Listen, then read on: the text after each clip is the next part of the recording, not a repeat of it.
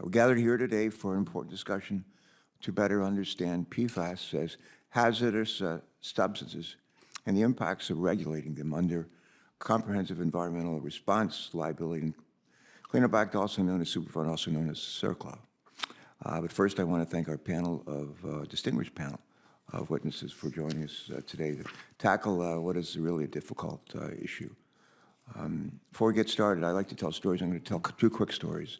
And I used to be a naval flight officer for many years. I'm the last Vietnam veteran serving in the U.S. Senate. Spent a lot of time in Navy P-3 airplanes, flying out of California and then all over Southeast Asia during the Vietnam War. I remember two instances where we're coming into to land. We're back from Southeast Asia. We're in Moffett Field, and there's shared a Moffett Field between the Naval Air Station and NASA. Had a big NASA operation. NASA had big airplanes.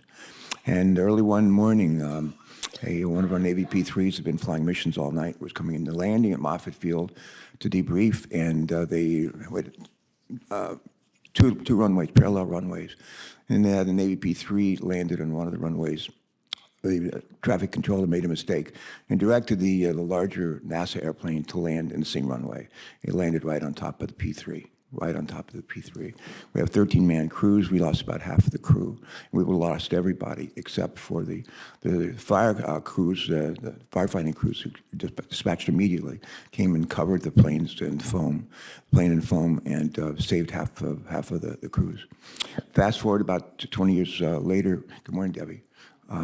Fast forward about 20 years later, Delaware, we have a huge Air Force base, or the Dover Air Force Base.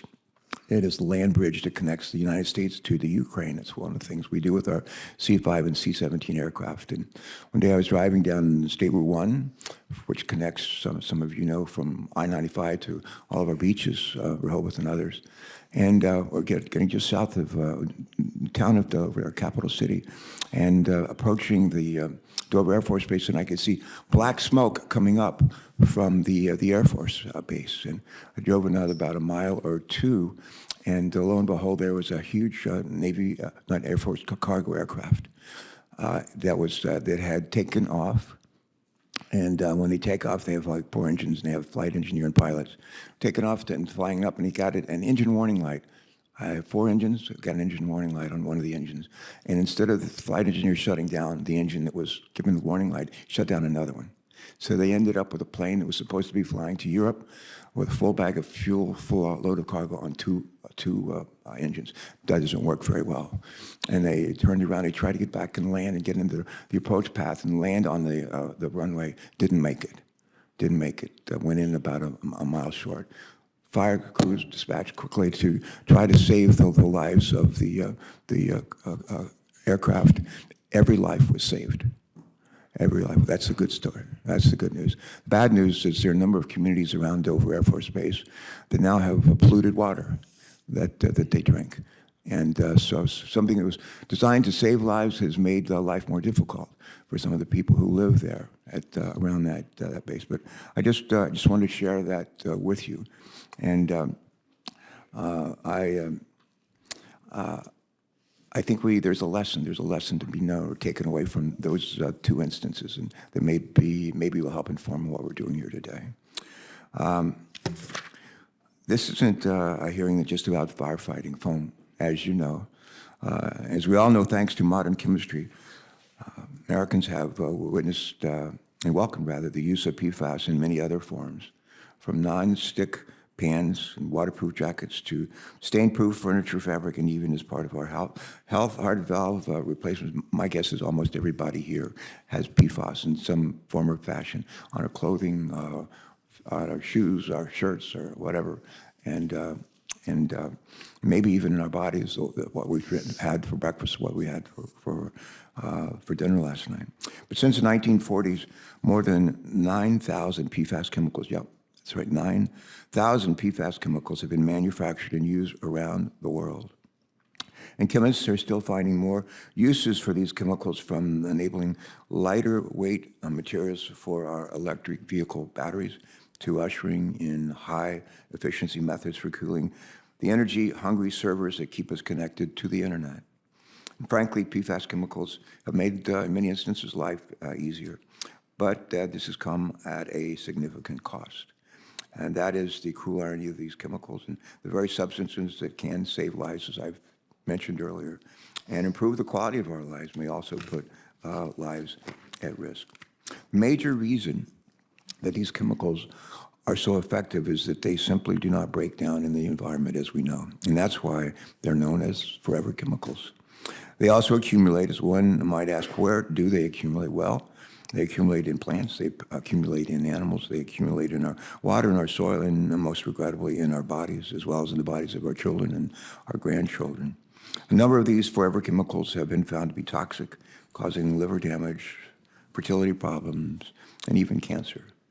As everyone on this committee knows, I'm privileged to represent the state of Delaware at least for the next 9 months, 7 days, 14 hours, 33 minutes. Yet every one of we have three counties in our state, and every one of our 3 counties has been plagued by the presence of PFAS chemicals in our soil, in our air, and in our water. Every one of our colleagues in the U.S. Senate is dealing with the lasting effects of PFAS in their states and their communities as well. The lasting effect of PFAS contamination is having a major impact not only on our public health, but also on our livelihoods. People in affected communities are worried about falling property values, and in too many instances, farmers with contaminated lands and livestock are being driven out of business. I salute our utilities who are bearing the brunt of this contamination, doing everything they can to remediate it while providing safe and reliable drinking water, wastewater, and solid waste services. And as we'll all recall, our colleagues and I fought to include more than $10 billion in the bipartisan infrastructure law to support their response efforts. Last year, the Environmental Protection Agency took a significant step to address the impact of PFAS by proposing to designate 2 of these chemicals as hazardous substances under the Superfund law. And we anticipate that this rule will be finalized later this calendar year.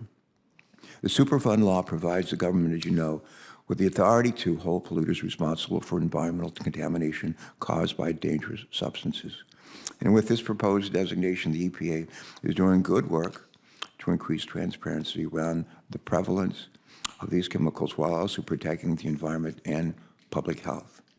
Though this designation is an important step forward, we have also heard concerns about the potential unintended impacts this designation could have on entities like municipalities and water treatment plants.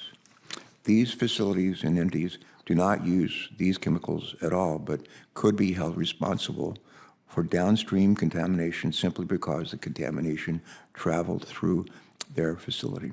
To date, the EPA has never enforced an action against a passive recipient of contamination under the Superfund law. However, these facilities and entities are concerned that this designation could potentially saddle them with unjustified lawsuits until the EPA identifies the real responsible parties. And as you know, working through Superfund liability could take years under the current legislative structure of the Superfund law. The goal of today's hearing is to better understand these concerns and to continue our efforts to confront this contamination where it exists. Cities and states around America are scrambling to protect citizens and restore contaminated lands and waters from PFAS. But with a hazardous substance designation on the horizon, these entities and their utilities are understandably worried about legal costs for contamination that someone else may have caused. Ultimately, I believe that the federal government, states, and local communities should all come together to address these toxic pollutants. Our cities and their citizens are desperate for a solution. But as we must keep in mind common sense as we work to identify who is responsible for cleaning up these chemicals. The bottom line is this. While PFAS chemicals can serve useful purposes and do serve useful purposes in our lives, the other side of the coin is that PFAS chemicals are pervasive threats to our family's health and could cost our economy not just millions, but potentially billions of dollars in cleanup expenses every year.